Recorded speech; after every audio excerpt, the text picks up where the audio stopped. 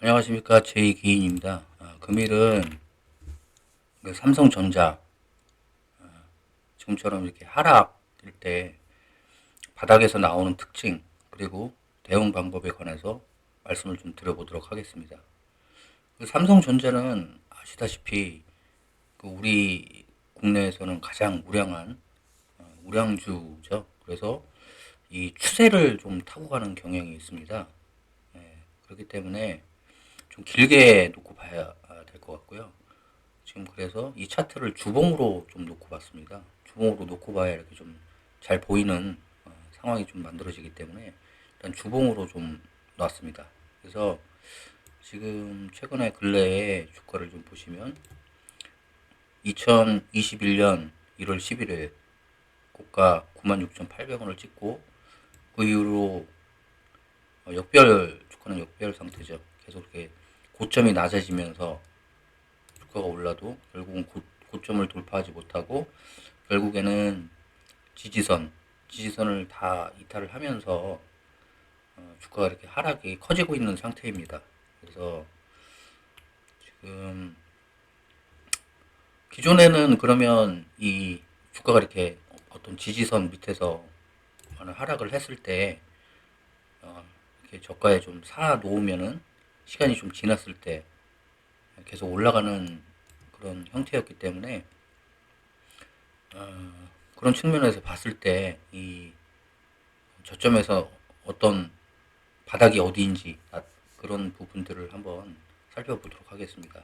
그래서 지금 기존에도 보시면은 모든 어떤 그 지지선을 붕괴하고서 이제 하락이 좀 커지지 않습니까? 이렇게 하락이 좀 커지는데 그럼에도 불구하고 그 다음 봉이 이렇게 강한 양봉이 이렇게 좀 만들어질 때가 있습니다.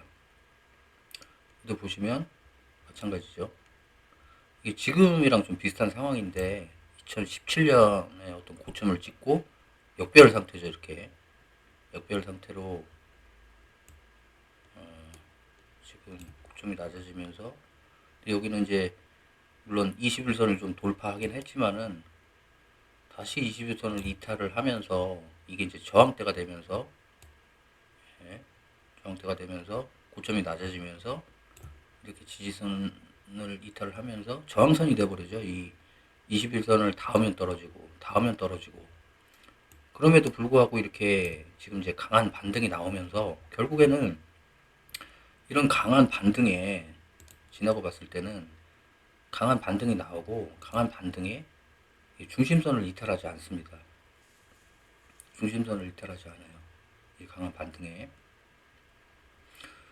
그렇기 때문에 이런 이제 어떤 지금 보시면은 바닥에서 나오는 특징이 주봉으로 놓고 봤을 때 강한 반등이 나오고 시간이 좀 지나고 봤을 때 이 중심선을 결국에는 이탈하지 않으면서 결국에는 추세를 타고 가는 부분이 이런 이제 21선을 한번 돌파를 하고 만약에 떨어지더라도 다시 여기서 지지를 하죠.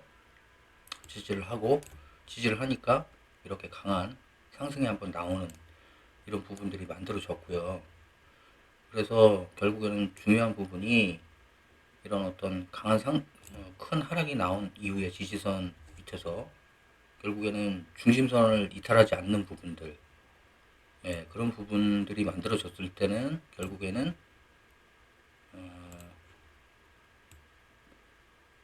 이제 저점이 만들어졌다, 바닥이 만들어졌다 이렇게 볼 수 있겠죠. 그래서 좀 지난 차트도 한번 보시면은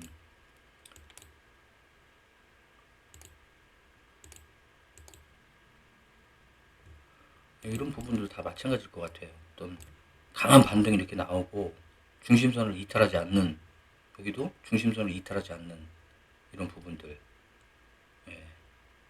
중심선을 회복해주면서 이렇게 가는 모습들 좀 시간이 지났을 때 이게 좀 확인이 좀 가능한 부분일 수도 있어요. 그래서 중요한 거는 어쨌든 이런 21선을 한번 바닥에서는 이런 강한 반등에서 중심선을 돌파하지 않고 21선을 한번 돌파를 좀 해주고 예, 그랬을 때에 지지선을 이렇게 안착을 하면서 가는 모습들 추세를 타고 이렇게 쭉 상승하라는 모습들이 나오죠. 그래서 어쨌거나 이런 바닥에서 지금 나오는 부분들이 이런 중심선을 이탈을 하느냐, 강한 반등이 나왔을 때 하지 않느냐, 지지를 해주면서 올라가느냐, 이런 부분들이 단기적이 됐건 혹은 뭐 시간이 좀 흘렀을 때에